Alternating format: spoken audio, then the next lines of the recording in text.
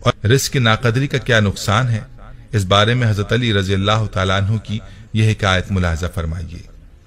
حضرت علی رضی اللہ تعالیٰ عنہ لوگوں کو درس اخلاق دے رہے تھے کہ کسی نے پوچھا، اے امیر المومنین، زندگی میں عذاب اور پریشانی آنے کی سب سے بڑی وجہ کیا ہے؟ بس جیسے ہی یہ پوچھا گیا تو حضرت علی رضی اللہ عنہ نے فرمایا، اے بندہ خدا، اچانک سے عذاب آنے کی سب سے بڑی وجہ اللہ کے رزق کی بد دعا ہے۔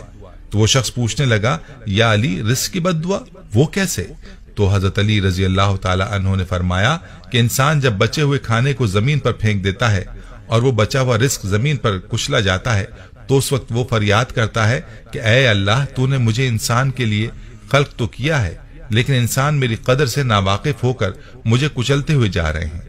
یاد رہے کہ جب بھی کھانا کھاؤ تو دسترخوان پر بچی ہوئی روٹی کو کھا لینا اور اتنا ہی کھانا کھایا کرو جس کو آخر تک کھا سکو، کیونکہ میں نے اللہ کے رسول صلی اللہ علیہ وسلم سے سنا ہے کہ جب دسترخوان پر گری ہوئی روٹی انسان کھاتا ہے تو وہ انسان کے لیے شفا بن جاتی ہے۔ اگر راستے پر چلتے یہ دیکھو کہ زمین پر روٹی پڑی ہے اور وہ کچلی جا رہی ہے تو اللہ کا نام لے کر اس کو اٹھا کر کسی ایسی جگہ رکھ دو جہاں وہ پیروں میں نہ کچلی جائے اور اللہ کی دوسری مخلوق اس کو آرام سے کھا سکے۔